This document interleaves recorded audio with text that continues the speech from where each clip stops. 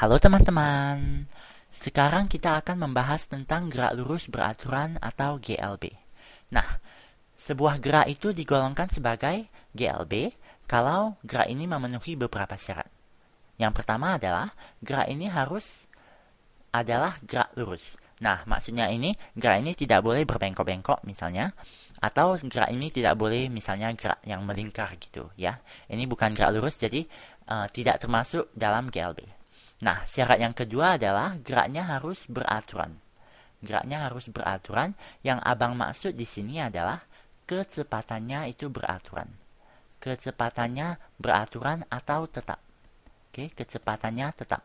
Nah, sekarang abang akan membahas tentang definisi dari kecepatan. Karena ini pertama kalinya adik mendengar istilah ini, ya kan? Nah, sebelum itu, mari kita beri sedikit motivasi untuk semua konsep-konsep ini dulu. Nah, coba adik bayangkan, ya. Coba adik bayangkan ada dua orang, ada dua anak. Oke, anaknya namanya si Budi dan si Andi. Nah, si Budi dan si Andi itu mau pergi dari rumah mereka di sini ke sekolah mereka, ke sekolah. Nah, misalnya ini sekolah mereka. Nah, yang kita tahu adalah jarak dari rumah mereka ke sekolah adalah 750 meter. Nah, 750 meter. Nah, kita juga tahu beberapa hal. Yang pertama adalah si Budi.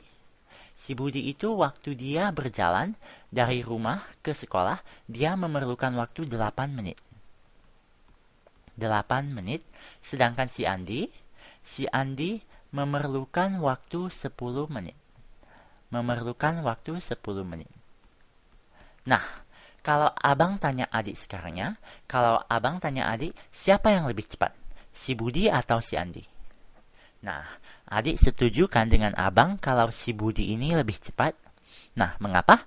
Karena si Budi ini untuk jarak yang sama, untuk menempuh jarak 750 meter, si Budi hanya perlu waktu 8 menit, sedangkan si Andi memerlukan waktu yang lebih banyak, 10 menit. Berarti si Budi lebih cepat dari si Andi, makanya dia dapat sampai ke sekolah lebih cepat. Oke, dalam waktu yang lebih sedikit. Nah, kalau misalnya abang ganti pertanyaannya sedikit. Nah, abang ganti pertanyaannya menjadi begini. Misalnya saja sekarangnya, misalnya kita ada sebuah rumah lain. Nah, anggap saja ini rumah dari paman mereka. Nah, rumah paman mereka dari rumah mereka ini jaraknya misalnya saja 900 meter. Ya, 900 meter. Nah, kalau misalnya abang bilang begini. Si Andi itu memerlukan waktu 10 menit untuk pergi ke sekolah. Nah, si Budi memerlukan waktu 10 menit, ya, 10 menit, tapi 10 menit itu untuk pergi dari rumah dia ke rumah pamannya. Ke rumah pamannya. Nah, coba adik pikirkan dulu sebentar ya, siapa yang lebih cepat? Siapa yang lebih cepat? Nah, sudah. Nah, adik pasti setuju dengan abang kan bahwa si Budi yang lebih cepat. Mengapa? Karena begini. Waktu yang mereka perlukan itu sama, ya. Waktu yang mereka perlukan itu sama-sama 10 menit. Tapi dalam 10 menit ini, si Budi dapat menempuh jarak 900 meter. Ini 900 meter ini lebih jauh dari jarak yang bisa ditempuh oleh si Andi. Si Andi cuma bisa menempuh jarak 750 meter. Nah, ini berarti si Budi lebih cepat daripada si Andi karena dengan waktu yang sama Budi dapat menempuh jarak yang lebih jauh, ya. Berarti si Budi lebih cepat daripada si Andi. Nah, kalau misalnya abang mengganti pertanyaannya sedikit. Oke, misalnya saja abang bilang begini. Misalnya saja abang bilang bahwa si Andi ini memerlukan waktu 8 menit. 8 menit untuk pergi ke sekolah. Nah, si Budi memerlukan waktu 10 menit untuk pergi ke rumah pamannya. Nah, lihat di sini ya. Si Budi, jarak yang ditempuh oleh si Budi dan si Andi itu berbeda. dan juga waktu yang mereka perlukan juga berbeda. Nah, sekarang coba adik pikirkan sebentar ya. Siapa yang lebih cepat dari si Budi dan si Andi ini? Siapa yang lebih cepat? Sudah? Nah, kalau adik tahu jawabannya, selamat, karena ternyata adik lebih pintar dari abang. Abang sebenarnya nggak bisa tahu langsung siapa yang lebih cepat hanya dengan melihat berapa jarak yang ditempuh dan waktu yang mereka perlukan. Mengapa? Nah, mengapa abang bilang seperti ini? Ini karena sekarang yang kita punya di sini adalah si Budi dan si Andi menempuh jarak yang berbeda dan mereka mempunyai waktu yang berbeda juga. Mereka juga memerlukan waktu yang berbeda.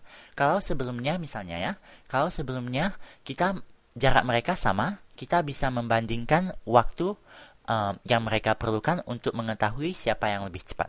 Atau kalau misalnya waktu mereka sama, kita bisa membandingkan berapa jarak mereka untuk mengetahui siapa yang lebih cepat. Tapi kalau dua-duanya berbeda, nah ini agak susah supaya kita bisa tahu siapa yang lebih cepat. Nah, maka dari itu kita memerlukan konsep kecepatan. Maka dari itu kita memerlukan konsep dari kecepatan. Kecepatan. Nah, kecepatan itu tidak lain diciptakan ya. Kecepatan ini pasti konsep kan. Nah, konsep ini pasti diciptakan seseorang kan. Nah, seseorang ini ilmuwan pada zaman dahulu menciptakan konsep ini supaya kita bisa mengukur dan tahu secara langsung siapa atau objek apa yang lebih cepat. Jadi hanya dengan melihat nilai dari kecepatan ini kita bisa langsung tahu, oh rupanya si Budi lebih cepat atau oh rupanya si Andi lebih cepat. Nah, sekarang mari coba kita definisikan dulu, oke? Kita sekarang coba cari tahu dulu arti dari kecepatan ini. Kecepatan ini definisinya adalah ini, ya. Kecepatan ini adalah perubahan posisi setiap satuan waktu. Setiap satuan waktu.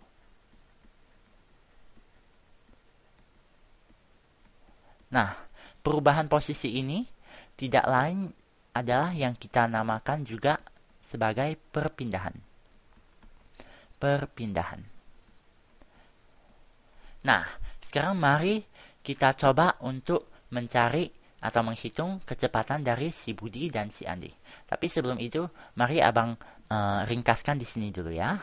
Ringkaskan di sini dulu apa informasi yang kita punya. Oke, kita mempunyai informasi tentang jarak dan waktu. Ya. Jarak yang ditempuh si Budi itu tadi kita bilang 900 meter dan si Andi 750 meter. Dan si Budi memerlukan waktu 10 menit. Sedangkan si Andi memerlukan waktu 8 menit. Nah, kalau kita mau menghitung kecepatan dari si Budi. Oke, kecepatan dari si Budi. Mari kita lihat. Nah, kecepatan itu definisinya adalah perubahan posisi setiap satuan waktu atau perpindahan setiap satuan waktu. Nah, si Budi ini berpindah berapa jauh? Si Budi ini dari rumah ke rumah pamannya, dia telah berpindah 900 meter. Berarti perpindahan atau perubahan posisinya adalah 900 meter. Oke, jadi kita boleh tulis di sini 900 meter. Jadi adik harus ikutkan satuannya di sini ya. Nah, 900 meter dibagi dengan apa? Setiap satuan waktu, per waktu. Jadi waktu yang diperlukan oleh si Andi itu adalah 750 meter. Waktu yang diperlukan si Budi itu adalah 10 menit. Jadi kita boleh tulis di sini 10 menit. Oke, dibagi dengan 10 menit. Berarti kecepatan dari si Budi itu sama dengan 900 dibagi dengan 10, hasilnya adalah 90 meter per menit. 90 meter per menit. Nah, ini tidak lain adalah kecepatan dari si Budi. Kecepatan dari si Budi. Berarti si Budi ini dalam 1 menit, dalam 1 menit dia dapat berjalan 90 meter. Ini arti dari kecepatan. 90 meter per menit. Dalam 1 menit dia dapat berjalan 90 meter. Ya. Nah, sekarang kita bisa cari kecepatan dari si Andi dengan cara yang sama. Nah, jadi kita bisa tulis di sini si Andi. Si Andi itu memerlukan si Andi itu perpindahannya berapa? Perpindahannya adalah 750 meter. Kita bisa tulis di sini. Lalu waktu yang diperlukannya berapa? Waktu yang diperlukan oleh si Andi itu adalah 8 menit. 8 menit. Berarti kalau kita bagikan 750 dengan 8, hasilnya adalah, jadi abang minta bantuan dari kalkulator di sini. Jadi 750 meter dibagi dengan 8 menit, hasilnya adalah 93,75. 93,75. Jadi, abang bisa tulis di sini, Andi kecepatannya adalah 93,75 meter per menit. Jadi, satuannya harus diikutkan di sini ya. Nah, inilah kecepatan dari si Andi. Nah, kalau begitu, sekarang kita sudah tahu nilai dari kecepatan si Budi dan si Andi. Si Budi kecepatannya 90 meter per menit. Si Andi kecepatannya 93,75 meter per menit. Nah, dengan ini adik bisa tahu gak siapa yang lebih cepat? Siapa yang lebih cepat? Nah, kalau kita lihat di sini ya, dalam 1 menit. Dalam 1 menit, Budi dapat menempuh jarak 90 meter, sedangkan dalam 1 menit, si Andi dapat menempuh jarak 93,75 meter. Berarti dalam waktu yang sama, dalam 1 menit, si Andi ternyata bisa menempuh jarak yang lebih jauh daripada si Budi. Ini berarti, seperti yang telah kita lihat sebelumnya, si Andi adalah yang lebih cepat daripada si Budi. Karena jarak yang dia tempuh dalam 1 menit itu lebih jauh daripada si Budi. Nah, apa yang telah kita lakukan di sini? Dengan menghitung kecepatan,